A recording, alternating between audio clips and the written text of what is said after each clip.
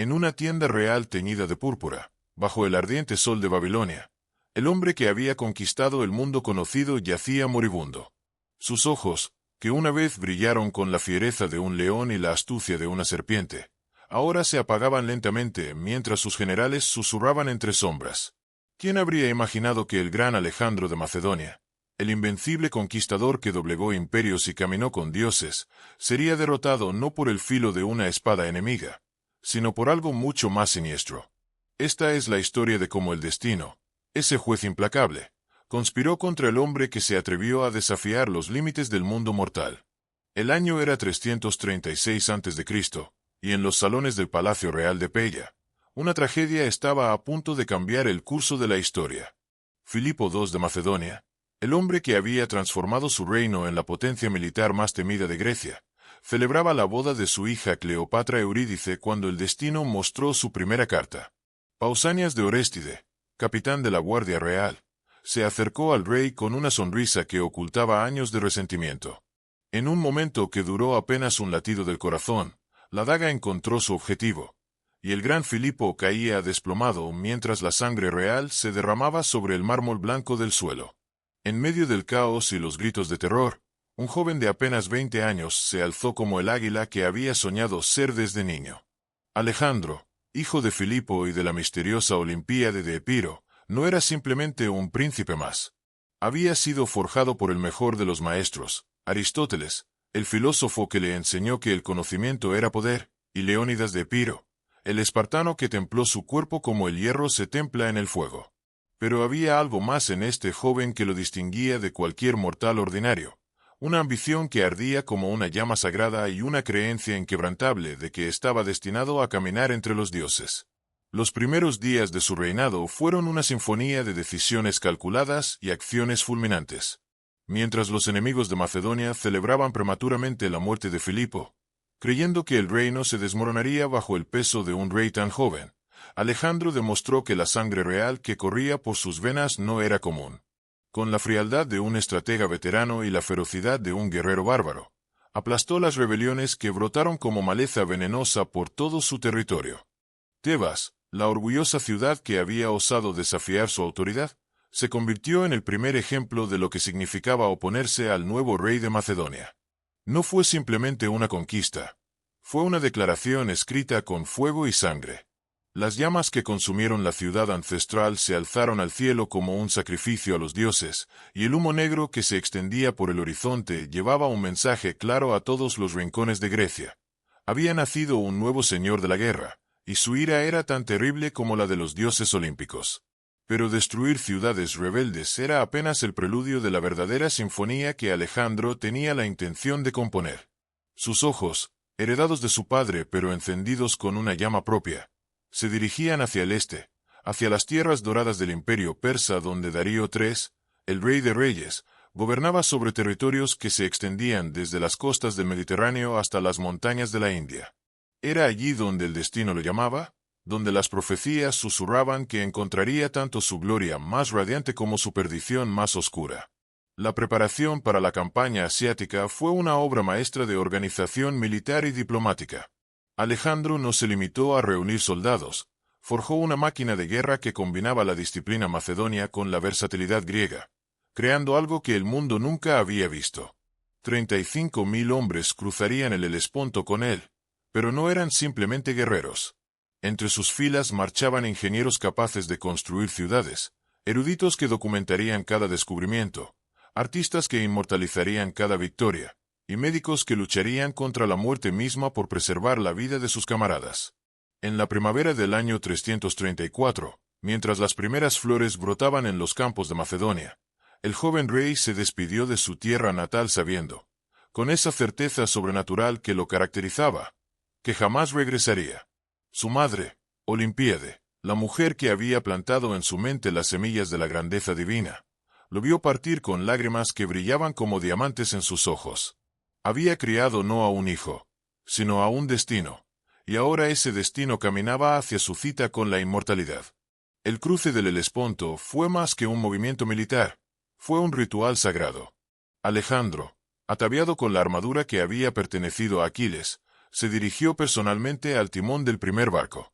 Cuando sus pies tocaron la arena dorada de la costa asiática, se arrodilló y clavó su lanza en la tierra, reclamando toda Asia como regalo de los dioses. Era un gesto que habría parecido arrogante viniendo de cualquier otro mortal, pero en los labios de Alejandro sonaba como una profecía que el universo mismo había estado esperando escuchar. La primera gran prueba llegó en las orillas del río Gránico, donde las fuerzas persas aguardaban como una tormenta de acero y carne. Memnón de Rodas, el general griego al servicio de Persia, había advertido sobre este joven rey que llegaba del oeste con la ambición de un dios y la determinación de un demonio. Pero las advertencias se perdieron en el viento cuando sonaron los cuernos de guerra y los dos ejércitos se lanzaron uno contra el otro como bestias hambrientas.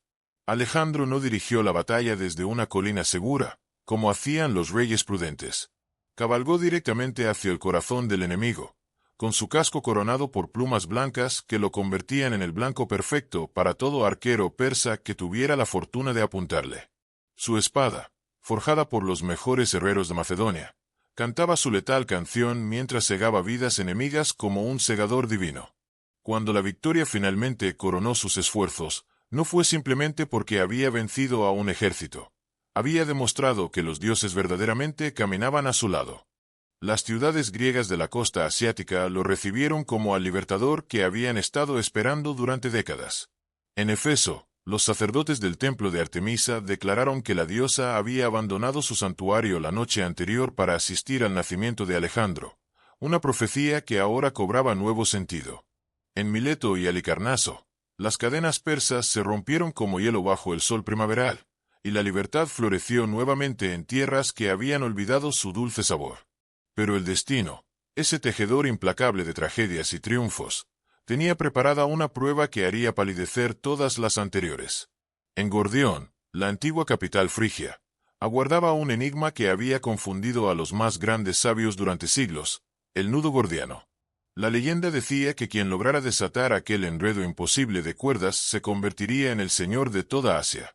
Reyes, filósofos y héroes habían intentado resolver el acertijo, solo para marcharse derrotados y humillados. Alejandro contempló el nudo durante largos minutos, mientras sus generales esperaban en silencio. Cleito el Negro, su amigo de la infancia, murmuró que quizás era una locura intentar lo que tantos sabios habían declarado imposible. Pero en los ojos del joven rey brilló esa llama familiar, esa chispa divina que lo distinguía de todos los mortales. En un movimiento fluido que duró apenas un instante, desenvainó su espada y cortó el nudo de un solo tajo. No importa cómo se desate, declaró con una sonrisa que habría hecho temblar a los dioses, sino que se desate. Aquel gesto resonó por todo el mundo conocido como el trueno que anuncia la tormenta. Los oráculos declararon que había nacido un nuevo Alejandro, no simplemente el rey de Macedonia, sino el elegido de los dioses para conquistar la tierra entera. Los persas, que habían observado su avance con una mezcla de desdén y preocupación, comprendieron finalmente que enfrentaban algo más que un simple invasor. Se hallaban ante una fuerza de la naturaleza que no podía ser detenida por ejércitos convencionales. Darío III, el rey de reyes, el descendiente de Ciro el Grande, sintió por primera vez en su vida el frío abrazo del miedo genuino. Desde su palacio en Persepólis, rodeado de lujos que habrían hecho palidecer de envidia a los dioses olímpicos, contempló los informes de sus espías con creciente alarma. Este Alejandro no era como los bárbaros griegos que había enfrentado antes. Era algo diferente, algo peligroso, algo que amenazaba el orden mismo del mundo. La respuesta persa llegó en forma del ejército más grande que Asia había visto jamás. En las llanuras de Isos, donde las montañas del Tauro descendían hacia el mar como gigantes de piedra, 500,000 de hombres se congregaron bajo los estandartes del gran rey. Persas, medos, bactrianos, indios, escitas, todas las naciones del imperio acudieron a la llamada de su señor, creando un mosaico humano tan vasto que su contemplación desafiaba la comprensión mortal. Alejandro, con apenas 35,000 hombres, debería haberse sentido intimidado. Cualquier general sensato habría buscado términos honorables de rendición, al menos, habría intentado evitar una batalla tan desigual. Pero la sensatez era un concepto ajeno a la mente del joven macedonio. Cuando contempló aquel océano de enemigos, no vio una fuerza abrumadora. vio la oportunidad de escribir su nombre en los cielos con letras de fuego y gloria. La noche anterior a la batalla, mientras sus hombres afilaban sus armas y susurraban oraciones a sus dioses ancestrales, Alejandro recorrió el campamento como un fantasma bendito. Sus palabras, pronunciadas con la certeza de un profeta y la calidez de un hermano, transformaron el miedo en determinación y la duda en fe ciega.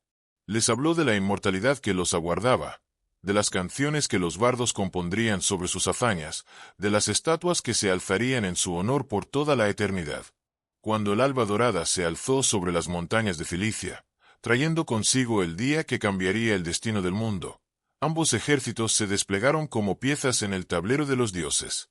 Darío, montado en su carro real adornado con oro y joyas preciosas, parecía más un dios que un mortal. A su lado, los inmortales, la guardia de élite persa, brillaban como estrellas caídas del firmamento. Era un espectáculo que habría hecho llorar de alegría a los poetas y de terror a los guerreros comunes. Pero Alejandro no era un guerrero común. Cuando dio la orden de avanzar, su voz resonó por todo el valle como el rugido de un león primordial. La falange macedonia se movió con la precisión de una máquina divina, sus arisas de 6 metros apuntando hacia adelante como los colmillos de alguna bestia mitológica. A su lado, los compañeros, la caballería de élite macedónica, se prepararon para la carga que habría de decidir el destino de 2 mundos. El choque fue apocalíptico. El sonido del metal contra metal, de los gritos de guerra y de los lamentos de los heridos, se alzó hacia los cielos como una ofrenda sangrienta a los dioses de la batalla. En el centro del caos, 2 figuras brillaban con luz propia: Darío en su carro dorado, luchando desesperadamente por mantener el orden en sus filas, y Alejandro, montado en bucéfalo, su caballo negro como la medianoche, abriéndose paso hacia su enemigo como una flecha divina. El momento decisivo llegó cuando las miradas de ambos reyes se encontraron a través del humo y la sangre. En esos ojos, Darío vio su propia perdición reflejada con terrible claridad. No era simplemente derrota lo que contemplaba. Era el fin de un mundo, el ocaso de un imperio que había durado siglos, la muerte de un sueño que había comenzado con Ciro el Grande y ahora terminaba con él. El gran rey de Persia, que había creído ser el elegido de Ahura Mazda, comprendió en ese instante terrible que había estado equivocado. El elegido era el joven que cabalgaba hacia él con la muerte brillando en sus ojos como diamantes malignos. La huida de Darío marcó el momento en que el mundo cambió de amo. Cuando el rey de reyes abandonó el campo de batalla, dejando atrás su carro real, su familia y su dignidad, no solo estaba salvando su vida, estaba entregando un imperio. Alejandro, cubierto de sangre enemiga y sudor de victoria, contempló los despojos del ejército persa como un dios contempla la ofrenda de sus adoradores. Había vencido lo imposible, había derrotado a 500.000 de hombres con una fracción de esa fuerza, había demostrado que los dioses verdaderamente estaban de su lado. Entre los prisioneros capturados se encontraban las mujeres de la familia real persa, Sisigambis, la madre de Darío, su esposa Estateira, y sus hijas. Cuando fueron conducidas ante el joven conquistador, esperaban encontrar a un bárbaro sediento de sangre y venganza. En su lugar, hallaron a un hombre que las trató con una cortesía que habría honrado a los más nobles caballeros persas. Alejandro no solo respetó su dignidad real, las honró como si fueran miembros de su propia familia, demostrando que su grandeza no residía únicamente en su habilidad para matar, sino también en su capacidad para mostrar clemencia.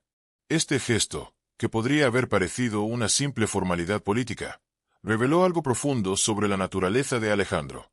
No era simplemente un conquistador, era un visionario que soñaba con unir Oriente y Occidente en un solo mundo, donde griegos y persas pudieran vivir juntos bajo el mismo sol y las mismas leyes. Era una idea revolucionaria, tan audaz que incluso sus propios generales la contemplaban con una mezcla de admiración y horror. La conquista de Tiro se convirtió en la siguiente demostración de que ningún obstáculo, por imposible que pareciera, podía detener al joven rey macedonio. La isla fortaleza, protegida por murallas que se alzaban directamente del mar y defendida por marineros que conocían cada corriente y cada escollo de sus aguas, se consideraba inexpugnable. Durante siglos, había resistido los asedios de los más grandes conquistadores, desde Nabucodonosor hasta los generales persas más hábiles. Pero Alejandro no conocía la palabra imposible. Si Tiro era una isla, él construiría un puente. Si sus murallas eran altas, él construiría torres más altas. Si sus defensores eran valientes, él les mostraría lo que significaba la verdadera valentía. Durante 7 meses, el sitio de Tiro se convirtió en una épica que habría hecho palidecer de envidia a Homero. Los ingenieros macedonios trabajaron día y noche, construyendo un terraplén que gradualmente se extendía desde la costa hacia la isla, mientras las máquinas de guerra más avanzadas de la época lanzaban piedras del tamaño de casas contra las murallas tirias. Los defensores de Tiro lucharon con la desesperación de hombres que sabían que no habría cuartel. Lanzaron fuego griego contra los barcos macedonios, enviaron buzos para sabotear los cimientos del terraplén, y desplegaron toda su ingeniosidad para retrasar lo que parecía inevitable. Pero contra la determinación de Alejandro, todos los esfuerzos humanos resultaban insuficientes. Cuando las murallas finalmente cedieron y los macedonios se derramaron por las calles de la ciudad como una inundación de hierro y muerte, la caída de Tiro resonó por todo el mundo mediterráneo como un mensaje divino. No existía refugio que pudiera proteger a los enemigos del gran Alejandro. Si las historias de conquistas anteriores llenaran las páginas de un libro épico y cautivaran tu imaginación por las extraordinarias hazañas de civilizaciones perdidas, considera suscribirte a nuestro canal para descubrir más relatos fascinantes que han forjado el destino de la humanidad. El camino hacia Egipto se abrió como el Mar Rojo ante Moisés. Los sátrapas persas, aterrorizados por los informes de lo que había ocurrido en Tiro, decidieron que la discreción era la mejor parte del valor y entregaron sus provincias sin lucha. Alejandro entró en Memphis como un libertador divino, aclamado por un pueblo que había soportado el yugo persa durante 2 siglos y que veía en este joven rey occidental al elegido de sus dioses ancestrales. Pero fue en el oasis de Siwa, perdido en las profundidades del desierto libio, donde el destino reveló una de sus cartas más misteriosas.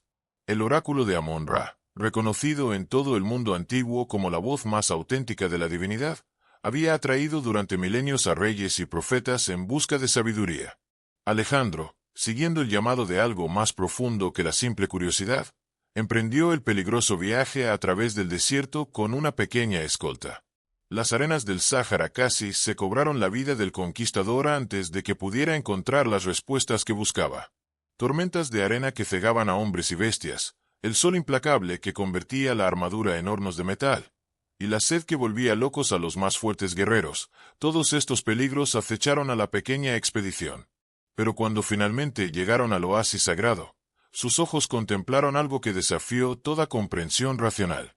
El sacerdote de Amón, un hombre cuya edad parecía medirse en milenios más que en años, recibió a Alejandro no como a un visitante extranjero, sino como a un hijo que regresa a casa después de una larga ausencia. Sus palabras, pronunciadas en el antiguo idioma sagrado egipcio, resonaron en los oídos del macedonio como música celestial. «Salve, hijo de Zeus Amón. Tu padre te envía saludos desde el Olimpo».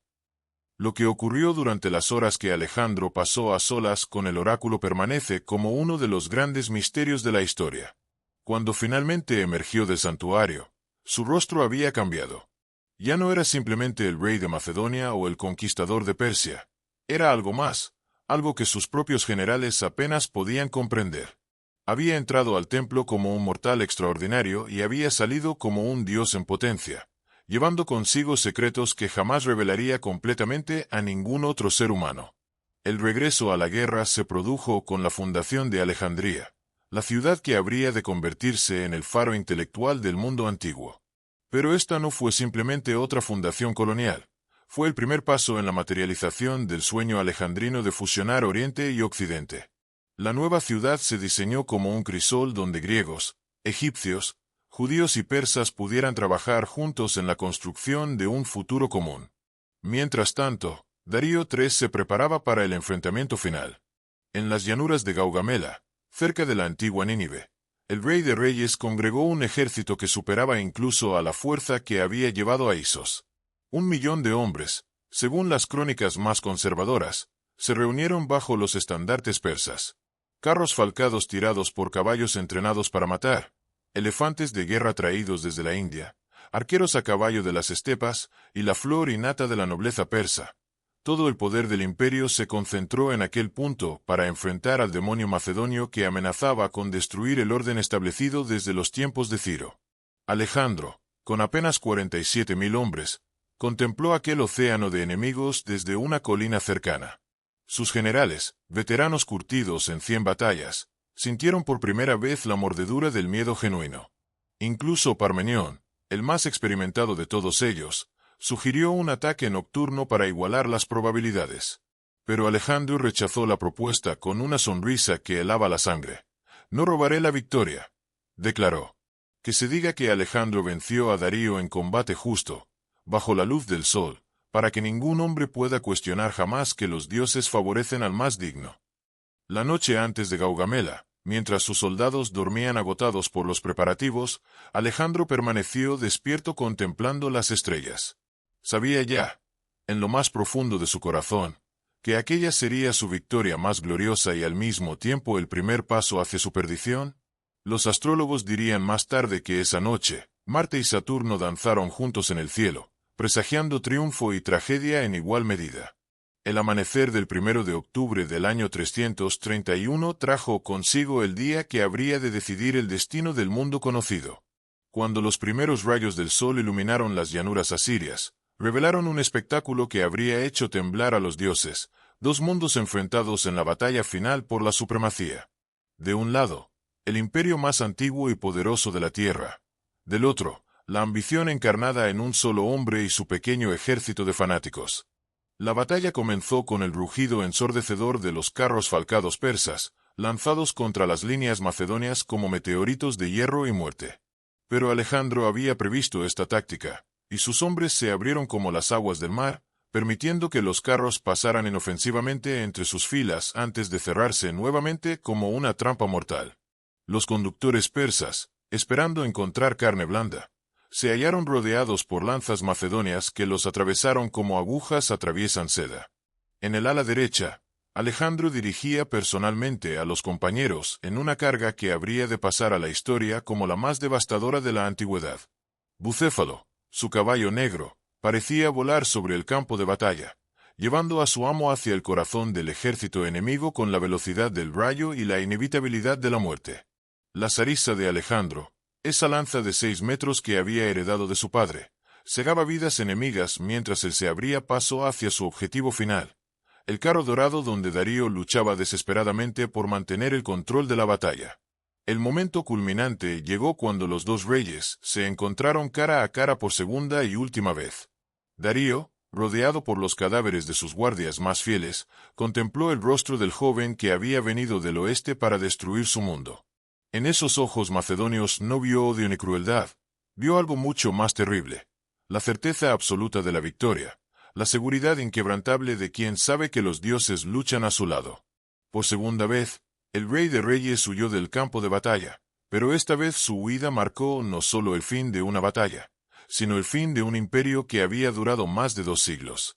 Cuando Darío abandonó su carro real y huyó a caballo hacia las montañas, llevándose consigo los últimos vestigios de la resistencia persa organizada, Alejandro se convirtió oficialmente en el señor de Asia, el heredero de Ciro el Grande, el nuevo rey de reyes. La entrada triunfal en Babilonia se convirtió en una celebración que superó todo lo que el mundo antiguo había presenciado. Los sacerdotes caldeos, los mismos que habían servido a Nabucodonosor y habían visto pasar imperios como las estaciones del año, declararon que Alejandro era el elegido de Marduk, el dios supremo de Mesopotamia. Las puertas de bronce de la ciudad se abrieron de par en par, y alfombras de pétalos de rosa cubrieron el camino por donde marchaba el nuevo señor del mundo. Pero fue en Persepólis, la capital ceremonial del imperio persa, donde el destino mostró una vez más su naturaleza caprichosa. La ciudad que Darío el Grande había construido como un testimonio eterno del poder persa, con sus palacios que desafiaban la imaginación y sus tesoros que superaban los sueños de avaricia más desmedidos, aguardaba al conquistador como una novia espera a su prometido. La decisión de quemar Persepólis permanece como uno de los actos más controvertidos de toda la carrera de Alejandro. Algunos historiadores sostienen que fue una venganza planificada por la destrucción de Atenas durante las guerras médicas. Otros afirman que fue el resultado de una borrachera épica durante la cual Thais de Atenas, la hetaira más bella de su época, convenció al rey de que prendiera fuego al símbolo del poder persa. La verdad, como tantas veces ocurre con las grandes figuras históricas, probablemente sea más compleja.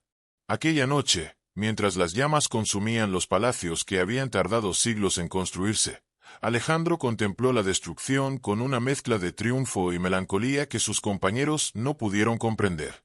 No estaba simplemente destruyendo una ciudad, estaba cerrando un capítulo de la historia para abrir otro completamente nuevo. Las llamas de Persepólis se alzaron hacia el cielo nocturno como antorchas gigantescas, visible desde decenas de kilómetros de distancia. Los campesinos persas que las contemplaron desde sus aldeas lejanas supieron, sin necesidad de mensajeros, que una era había terminado y otra había comenzado. El humo que se extendía por el horizonte llevaba consigo el aroma de cedro quemado y oro fundido, pero también algo más sutil y más significativo: el perfume de los cambios irrevocables que transforman el mundo para siempre. La persecución de Darío se convirtió en una odisea épica que llevó a Alejandro más profundamente en Asia de lo que ningún occidental había penetrado jamás. A través de las montañas de Media, por los desiertos de Parta, hasta las estepas heladas donde los nómadas escitas pastoreaban sus rebaños bajo cielos infinitos, la caza del último rey persa se transformó en una exploración de mundos desconocidos que expandían constantemente los límites de lo posible. La muerte de Darío, cuando finalmente llegó, no fue obra de Alejandro sino de sus propios sátrapas, que esperaban comprar su perdón entregando la cabeza de su rey a los macedonios. Pero cuando Beso y sus cómplices presentaron su macabro regalo al conquistador, descubrieron que habían cometido un error fatal de cálculo. Alejandro no vio en ellos a aliados útiles, sino a traidores despreciables que habían asesinado a su legítimo señor. Su castigo fue tan terrible que se convertiría en leyenda. Fueron ejecutados con las torturas más refinadas que la imaginación humana podía concebir, como advertencia eterna a todos aquellos que consideraran traicionar a sus propios reyes. La ceremonia funeral que Alejandro organizó para Darío superó en magnificencia incluso a los funerales de los faraones egipcios. El último rey persa fue enterrado con todos los honores debidos a su rango, vestido con las ropas reales que había llevado en vida y acompañado por tesoros suficientes para financiar ejércitos enteros. Era un gesto que revelaba la grandeza de alma del conquistador, pero también su comprensión profunda de que estaba destinado no a destruir civilizaciones, sino a heredarlas y perfeccionarlas. Con la muerte de Darío, Alejandro se convirtió oficialmente en el legítimo sucesor del imperio aqueménida. Pero este título, que habría satisfecho a cualquier conquistador ordinario, era apenas el comienzo de sus ambiciones verdaderas. Sus ojos se dirigían ahora hacia las montañas del Indus, hacia las tierras misteriosas de la India donde, según los relatos de los mercaderes, aguardaban reinos fabulosos y ejércitos que luchaban junto a bestias legendarias. La campaña de Bactria y Sogdiana se convirtió en una guerra de guerrillas que puso a prueba no solo la habilidad militar de Alejandro, sino también su capacidad para adaptarse a formas de combate completamente nuevas. Los jinetes nómadas de las estepas no luchaban como los hoplitas griegos o los arqueros persas. Aparecían del horizonte como fantasmas, lanzaban sus flechas mortíferas, y desaparecían nuevamente antes de que los macedonios pudieran responder efectivamente. Fue durante esta campaña que Alejandro conoció a Roxana, la princesa bactriana cuya belleza era legendaria incluso en un mundo acostumbrado a mujeres hermosas. Cuando la vio por primera vez, cautiva tras la caída de la fortaleza de Sogdiana, el conquistador que había doblegado imperios sintió por primera vez el poder de una fuerza que no podía vencer con espadas, el amor verdadero. Roxana no era simplemente hermosa, era inteligente, orgullosa y feroz como las montañas que habían forjado su carácter. Sus ojos, negros como la medianoche pero brillantes como estrellas, desafiaron al gran Alejandro con una valentía que ningún general enemigo había mostrado jamás. Cuando él le propuso matrimonio, no como conquistadora conquistada, sino como hombre a mujer, ella aceptó no por miedo o conveniencia política, sino porque reconoció en aquel joven occidental un alma tan indomable como la suya propia. La boda de Alejandro y Roxana se celebró según las costumbres bactrianas, en una ceremonia que fusionó tradiciones orientales y occidentales de manera que presagió el futuro imperio cosmopolita que el rey soñaba crear. Pero este matrimonio, aunque nacido del amor genuino, sembró las primeras semillas de discordia entre Alejandro y sus veteranos macedonios, que veían con creciente alarma la transformación de su rey en algo que ya no reconocían completamente. La tensión alcanzó su punto crítico durante un banquete en Samarcanda, cuando el vino de Dioniso desató lenguas que la sobriedad habría mantenido silenciosas. Cleito el Negro, el hombre que había salvado la vida de Alejandro en el Gránico, el compañero de juegos de su infancia, se alzó vacilante y comenzó a enumerar las virtudes de Filipo II, comparándolas desfavorablemente con lo que percibía como la creciente arrogancia oriental de su hijo. Las palabras de Cleito atravesaron el corazón de Alejandro como dagas envenenadas. ¿Cómo se atrevía su más querido amigo a cuestionar su grandeza, a sugerir que era inferior a su padre? El vino que corría por sus venas se transformó en veneno, y la ira que había destruido ciudades encontró un nuevo objetivo. En un momento de locura que habría de atormentarlo hasta su último aliento, Alejandro arrebató una lanza de las manos de un guardia y la clavó en el pecho de Cleito. El silencio que siguió al asesinato fue más terrible que el rugido de 100 batallas. Los invitados contemplaron horrorizados cómo la sangre de Cleito se extendía por el suelo de mármol, mientras Alejandro, súbitamente sobrio, comprendía la magnitud de lo que había hecho. Había matado no a un enemigo, sino al hombre que más lo amaba, al hermano de su alma, al único ser humano que se atrevía a decirle la verdad sin temor a las consecuencias. Los días que siguieron al asesinato de Cleito se convirtieron en el infierno personal de Alejandro. Se encerró en sus aposentos, negándose a comer o beber, gimiendo como un animal herido por la culpa que lo devoraba desde adentro. Sus generales, aterrorizados por la posibilidad de que el gran rey enloqueciera completamente, trajeron a los mejores filósofos y sacerdotes para consolarlo, pero ninguna palabra humana podía curar una herida que había desgarrado su propia alma. Fue Anaxarco de Abdera, el filósofo que había acompañado la expedición desde sus inicios, quien finalmente logró sacar a Alejandro de su postración. Con argumentos que combinaban la filosofía griega con la teología oriental, convenció al rey de que los dioses, en su sabiduría infinita, habían permitido aquella tragedia para enseñarle que incluso los elegidos del cielo siguen siendo mortales sujetos a las pasiones humanas. Era una lección terrible, pero necesaria para quien aspiraba a gobernar el mundo. La recuperación de Alejandro coincidió con la llegada de la primavera y la reanudación de la marcha hacia la India. Pero el hombre que cruzó el río Indo ya no era completamente el mismo que había partido de Macedonia años atrás. En sus ojos brillaba ahora una nueva intensidad, una desesperación apenas contenida que sus compañeros más cercanos reconocían como el signo de un alma que había tocado los abismos de la desesperación y había regresado transformada para siempre.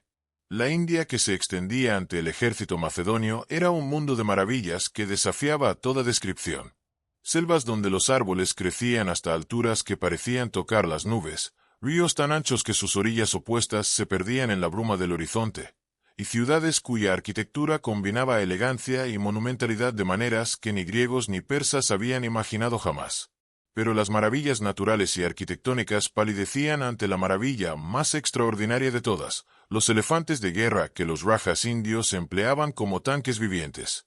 El reino de Poros, el más poderoso de los señores del Punjab, presentó a Alejandro el desafío más formidable que había enfrentado desde Gaugamela. En las orillas del río Hidaspes, bajo las lluvias torrenciales del monzón, se enfrentaron dos concepciones completamente diferentes de la guerra: la disciplina macedónica contra la magnificencia india, la falange contra los elefantes, el genio táctico occidental contra la sabiduría militar oriental. La batalla del Hidaspes se libró bajo condiciones que habrían derrotado a generales menores antes incluso de que comenzara el combate. El río, hinchado por las lluvias estacionales, rugía como una bestia enfurecida, mientras relámpagos iluminaban el campo de batalla con luz fantasmagórica. Los elefantes de Poros, bestias enormes entrenadas para matar, se alzaban como montañas vivientes coronadas por torres desde las cuales los arqueros indios llovían muertes sobre los invasores. Pero Alejandro había aprendido, a lo largo de sus campañas, que no existía enemigo que no pudiera ser vencido si se aplicaba la combinación correcta de valor, ingenio y determinación. Su estrategia para derrotar a los elefantes fue una obra maestra de psicología militar. En lugar de atacarlos frontalmente, ordenó a sus hombres que se concentraran en las patas de las bestias, transformando a esos gigantes invencibles en objetivos torpes y vulnerables. Cuando la victoria finalmente coronó los esfuerzos macedonios, Alejandro demostró una vez más su grandeza de alma en el trato con los vencidos. Poros, capturado después de luchar con una valentía que habría honrado a los héroes homéricos, fue llevado ante el conquistador esperando la muerte. En su lugar, encontró respeto y admiración. Cuando Alejandro le preguntó cómo deseaba ser tratado, el Raja indio respondió con orgullo: como un rey. La respuesta satisfizo tanto a Alejandro que no solo perdonó la vida a su enemigo, sino que aumentó sus dominios y lo convirtió en aliado y amigo. Pero la victoria en el Hidaspes, por gloriosa que fuera, marcó el principio del fin de la gran aventura asiática. Los soldados macedonios, que habían seguido a su rey a través de desiertos y montañas, que habían luchado contra persas y escitas, contra bactrianos y sogdianos, finalmente encontraron un límite que no estaban dispuestos a cruzar. En las orillas del río Beas, contemplando las selvas infinitas que se extendían hacia el este, donde los mercaderes hablaban de ejércitos aún más numerosos y elefantes aún más grandes, los veteranos de 100 batallas dijeron por primera vez: «Basta». La escena que siguió se convertiría en una de las más dramáticas de toda la epopeya alejandrina. El conquistador que había vencido al mundo se encontró enfrentado a una rebelión silenciosa pero absoluta de sus propios hombres. No se trataba de cobardía. Estos eran los soldados más valientes que había producido jamás la raza humana. Se trataba, simplemente, del agotamiento de hombres que habían marchado hasta los confines del mundo y que anhelaban regresar a casa para disfrutar de los frutos de sus conquistas antes de que la muerte los reclamara en tierras extrañas. Alejandro intentó todos los argumentos que habían funcionado en el pasado. Les habló de la gloria eterna, de las riquezas que los aguardaban, de los pueblos que aún debían ser liberados del yugo de tiranos locales. Pero por primera vez en su vida, sus palabras cayeron en oídos sordos. Los hombres que habían seguido a su rey hasta el fin del mundo habían encontrado finalmente su propio límite, y ninguna elocuencia podía moverlos más allá de ese punto. La retirada desde la India se convirtió en una odisea épica que rivalizó con las hazañas de Odiseo. Alejandro, negándose a admitir que estaba retrocediendo, transformó la marcha hacia el oeste en una nueva serie de conquistas. Cada tribu que encontraba en su camino se convertía en un nuevo objetivo. Cada ciudad que se resistía se transformaba en una nueva prueba de la invencibilidad macedonia. Fue durante el asedio de la ciudad de los malos que el destino mostró una vez más su naturaleza caprichosa. Alejandro, impaciente por la lentitud del asedio convencional, decidió liderar personalmente el asalto a las murallas. Con apenas 3 compañeros, saltó desde una escala al interior de la ciudad enemiga, donde se encontró rodeado por cientos de defensores desesperados que veían en su muerte la salvación de su patria. La flecha que se clavó en su pecho atravesó la armadura como si fuera seda, penetrando profundamente en el pulmón. Alejandro sintió el sabor metálico de la sangre en su boca mientras luchaba como un león herido contra los enemigos que lo rodeaban. Cuando sus hombres finalmente lograron rescatarlo, el gran rey yacía en un charco de su propia sangre, tan pálido como el mármol y con la respiración entrecortada de quien ha mirado a la muerte a los ojos. Los días que siguieron se convirtieron en una agonía no solo para Alejandro, sino para todo su ejército. Los mejores médicos de Grecia y Persia trabajaron día y noche para salvar la vida de su rey, mientras los soldados esperaban noticias con la ansiedad de hombres que sabían que su propio destino dependía de la recuperación de su señor. Cuando finalmente Alejandro logró ponerse en pie y mostrarse ante sus tropas, el rugido de alegría que se alzó desde las filas macedónicas habría hecho temblar las montañas. Pero los que conocían mejor al rey notaron que algo había cambiado en él. La herida del pecho había sanado, pero otra herida, más profunda e invisible, había comenzado a supurar en su alma. Por primera vez en su vida, Alejandro había tocado su propia mortalidad. Había sentido el aliento helado de la muerte en su cuello, y esa experiencia había plantado en su mente una semilla de desesperación que crecería lentamente hasta consumir todo lo que encontrara a su paso. La división del ejército para el regreso a Babilonia reveló una vez más el genio organizativo de Alejandro. Una parte navegaría por el Océano Índico bajo el mando de Nearco, explorando rutas marítimas que conectaran la India con Mesopotamia. Otra marcharía por la ruta más directa a través de las satrapías orientales del imperio, asegurando que todos los territorios conquistados permanecieran firmemente bajo control macedonio. Él mismo lideraría la tercera columna a través del desierto de Gedrosia, en una marcha que se convertiría en la más terrible de toda su carrera. El desierto de Gedrosia era un infierno de arena y piedra donde la supervivencia misma desafiaba a las leyes de la naturaleza. Durante 60 días, el ejército de Alejandro luchó contra un enemigo que no podía ser derrotado con espadas: la sed, el calor, las tormentas de arena que enterraban vivos a hombres y animales, y la desesperación que corroe el alma más lentamente que el veneno, pero con mayor certeza. Miles de veteranos que habían sobrevivido a las batallas de Gránico, Isos y Gaugamela encontraron su tumba en aquellas arenas malditas. Caballos que habían galopado por los campos de batalla de 3 continentes cayeron muertos de sed con sus jinetes aún montados. Elefantes de guerra, esas bestias magníficas que habían simbolizado el poder de los reyes orientales, se desplomaron como montañas que se derrumban, sus huesos blanqueando bajo el sol implacable hasta convertirse en monumentos a la locura de la ambición humana. Alejandro, que había compartido siempre las penalidades de sus soldados, sufrió junto a ellos cada momento de aquella odisea infernal.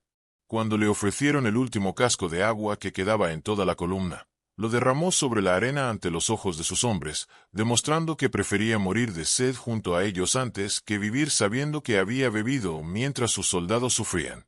Era un gesto que habría enternecido a los dioses más duros, pero que no pudo evitar que la muerte siguiera cosechando vidas entre las filas macedónicas. Cuando finalmente emergieron del desierto, más muertos que vivos, habían dejado atrás no solo miles de cadáveres, sino algo más precioso e irreemplazable: la invencibilidad mítica que había rodeado al ejército macedonio desde el cruce del Helesponto. Los hombres que habían entrado al desierto como conquistadores divinos salieron de él como mortales que habían aprendido que ni siquiera los dioses podían protegerlos de todas las fuerzas de la naturaleza. El reencuentro con las otras columnas en Carmania se convirtió en una celebración que rivalizó con los festivales de Dioniso, pero bajo la superficie de la alegría latía una melancolía que los más perceptivos podían percibir.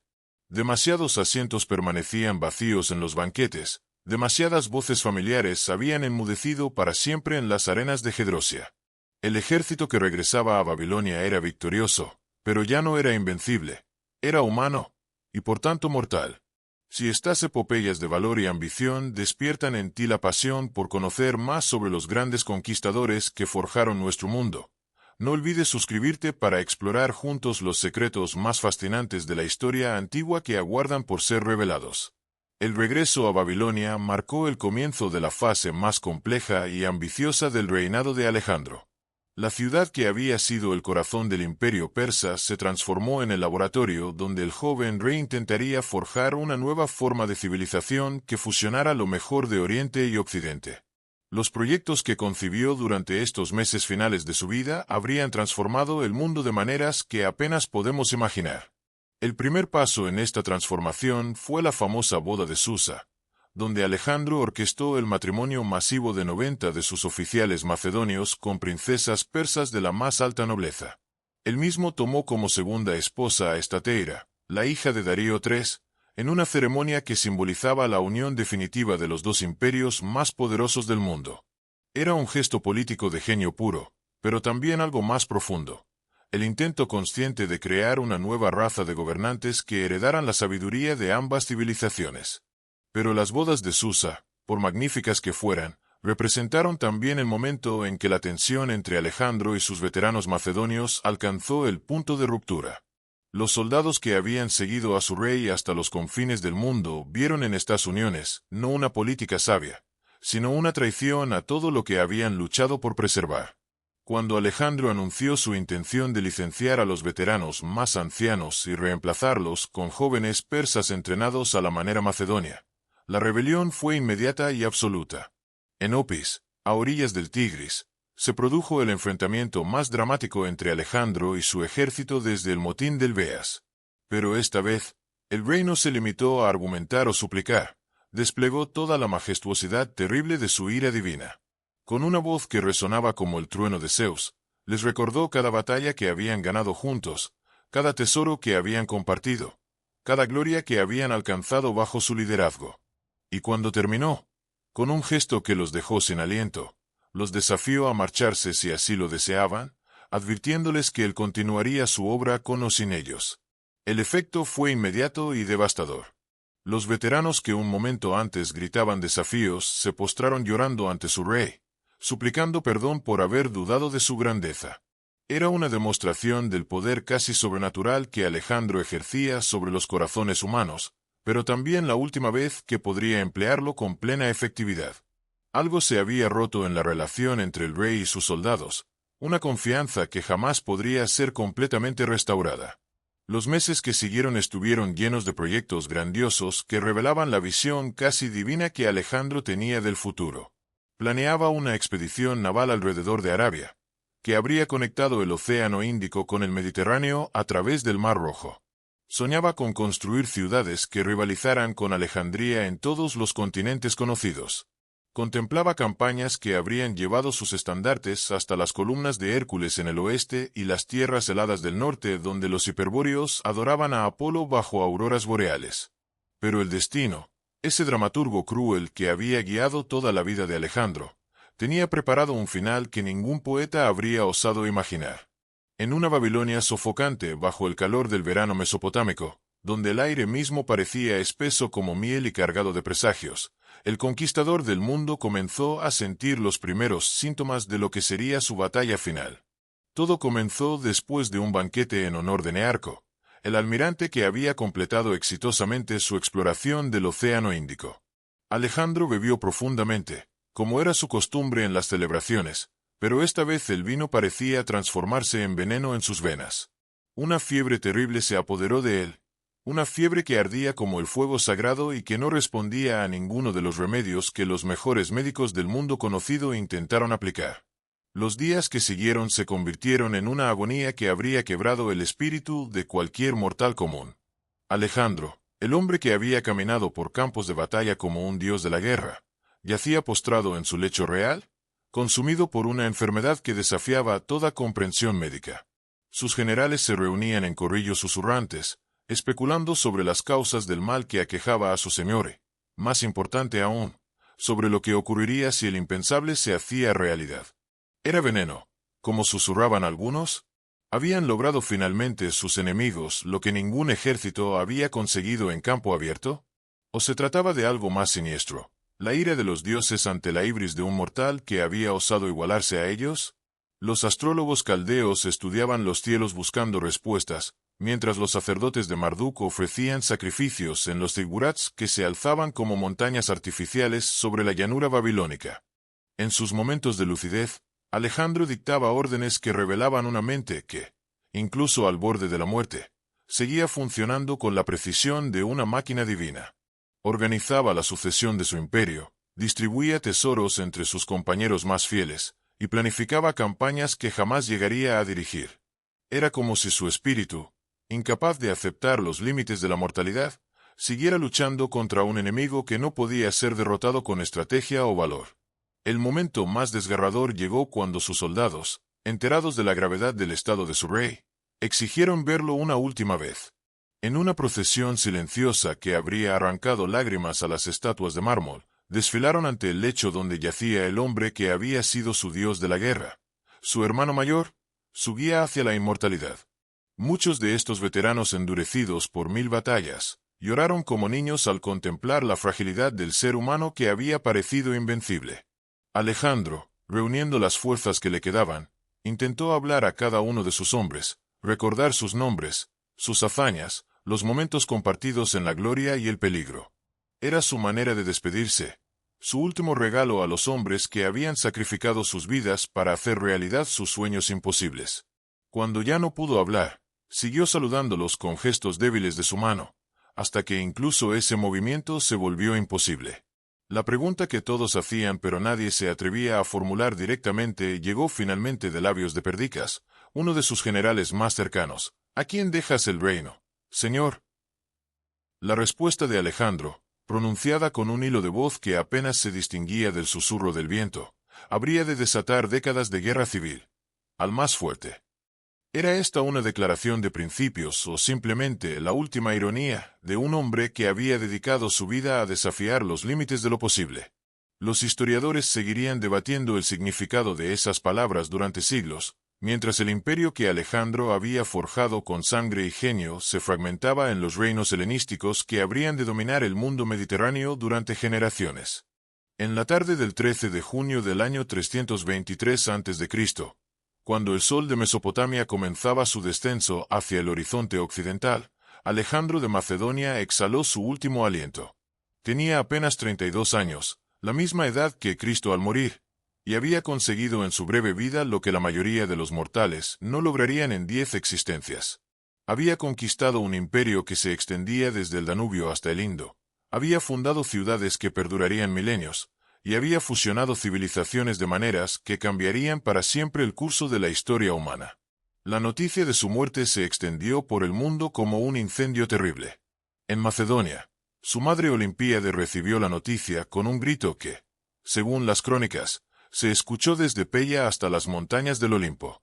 En Atenas, los filósofos debatieron si la muerte de Alejandro marcaba el fin de una era o el comienzo de otra.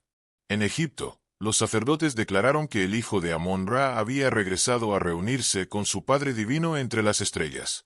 Pero quizás la reacción más conmovedora llegó de sus propios soldados, esos veteranos curtidos que habían seguido a su rey hasta los confines del mundo. Cuando comprendieron que Alejandro había muerto realmente, que el hombre que había parecido inmortal había sucumbido finalmente a la condición humana, muchos de ellos se quitaron la vida antes que contemplar un mundo sin su Señor. Era el tributo más sincero que podían ofrecer, preferir la muerte antes que la vida sin aquel que había dado significado a sus existencias. El cuerpo de Alejandro fue embalsamado según los ritos más sagrados del antiguo Egipto, preservado para la eternidad como correspondía a un faraón divino. Pero incluso en la muerte, su presencia seguía generando conflictos. Ptolomeo, uno de sus generales más astutos, secuestró el cortejo fúnebre que transportaba los restos reales hacia Macedonia y los llevó a Alejandría, donde permanecerían durante siglos como la reliquia más preciada de la ciudad que llevaba su nombre. Durante los años que siguieron a su muerte, los generales de Alejandro se enfrentaron en una serie de guerras que habrían horrorizado al propio conquistador. El imperio que él había forjado con tanto cuidado se fragmentó en reinos rivales, los Ptolomeos en Egipto, los Seleucidas en Asia, los Antigonidas en Macedonia. Cada uno de estos herederos reclamaba ser el verdadero sucesor del gran Alejandro, pero ninguno poseía la visión o el genio necesarios para mantener unido lo que él había creado. Sin embargo, el legado de Alejandro trascendía las fronteras políticas y las divisiones dinásticas. Las ciudades que había fundado se convirtieron en centros de aprendizaje donde la cultura griega se fusionaba con las tradiciones locales, creando síntesis únicas que enriquecerían la civilización humana durante milenios. La lengua griega se extendió desde España hasta la India, convirtiéndose en el latín de la antigüedad tardía. Las ideas filosóficas, científicas y artísticas de Grecia se mezclaron con la sabiduría de Egipto, Persia e India, produciendo nuevas formas de conocimiento que expandirían infinitamente los horizontes del pensamiento humano. La figura de Alejandro se transformó, con el paso de los siglos, en algo más grande que el hombre histórico había sido jamás. Se convirtió en el arquetipo del conquistador perfecto, del héroe que desafía a los dioses y casi logra vencerlos. Los romanos, que heredarían el mundo que él había creado, lo adoraron como modelo de grandeza imperial. Los árabes lo conocieron como Iskandar e incorporaron sus hazañas a sus propias leyendas. En la India se convirtió en Sikander, el rey extranjero que había osado desafiar a los rajas más poderosos y había demostrado que el valor no conoce fronteras geográficas. Pero quizás el aspecto más fascinante del legado alejandrino fue la manera en que su breve vida ilustró tanto las posibilidades ilimitadas del espíritu humano como los límites inexorables de la condición mortal. Había demostrado que un solo hombre, armado con visión, determinación y genio, podía cambiar el curso de la historia mundial. Al mismo tiempo, su muerte prematura recordaba a la humanidad que ni siquiera los más grandes entre los mortales pueden escapar completamente de las leyes que gobiernan la existencia humana. Los historiadores seguirían debatiendo durante milenios si Alejandro había sido traicionado por el destino o si había encontrado exactamente el final que su naturaleza había hecho inevitable. ¿Habría podido vivir en paz si hubiera conquistado el mundo entero? ¿O estaba condenado por su propia grandeza a una existencia de lucha perpetua que solo podía terminar con la muerte? Estas preguntas permanecerían sin respuesta definitiva, añadiendo otra capa de misterio a una figura que ya era legendaria en vida. Lo que resulta indudable es que el mundo que emergió después de Alejandro era radicalmente diferente del que había existido antes de él. Las fronteras entre Oriente y Occidente se habían vuelto permeables. Los dioses griegos conversaban con las divinidades egipcias en los templos de Alejandría. Los filósofos atenienses debatían con los brahmanes indios sobre la naturaleza del alma y el significado de la existencia. Los comerciantes fenicios navegaban por rutas que conectaban el Mar del Norte con el Océano Índico, llevando no solo mercancías sino ideas que transformarían civilizaciones enteras. En este sentido, Alejandro había logrado una victoria que trascendía todas sus conquistas militares. Había creado el primer mundo verdaderamente cosmopolita de la historia. Un mundo donde un comerciante griego podía sentirse en casa en Bactria, donde un erudito egipcio podía encontrar audiencia en Gadara, donde las ideas podían viajar libremente a través de continentes enteros sin encontrar barreras insuperables. Tal vez este fuera el verdadero genio de Alejandro. No simplemente su habilidad para ganar batallas o conquistar territorios, sino su capacidad para imaginar un mundo diferente y mejor, y luego hacer que esa visión se convirtiera en realidad a través de la pura fuerza de su voluntad. Era un tipo de conquista más sutil pero más duradera que cualquier victoria militar, una conquista del espíritu humano que seguiría dando frutos durante siglos después de que su cuerpo hubiera regresado al polvo.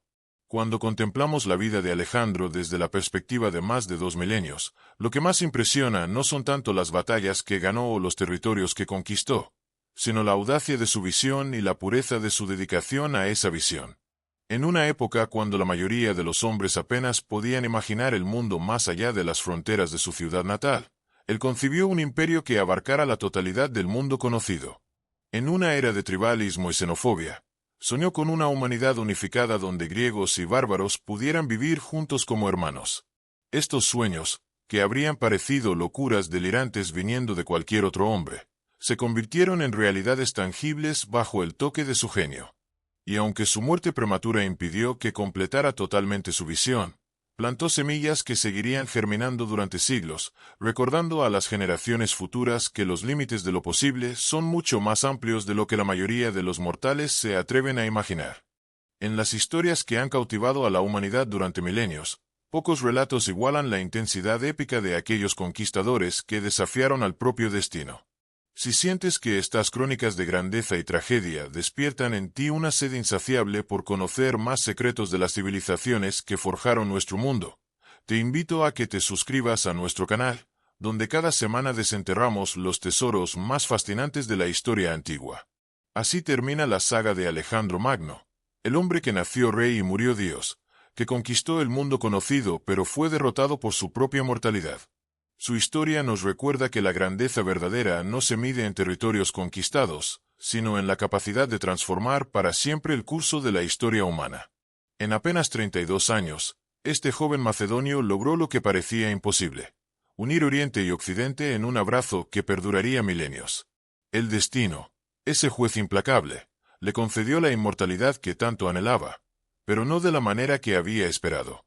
Su cuerpo descansa en algún lugar perdido de Alejandría, pero su espíritu sigue cabalgando por los campos de batalla de la memoria humana, inspirando a conquistadores, soñadores y visionarios que ven en su ejemplo la prueba de que los límites de lo posible existen solo para ser superados por aquellos que poseen el valor de desafiarlos.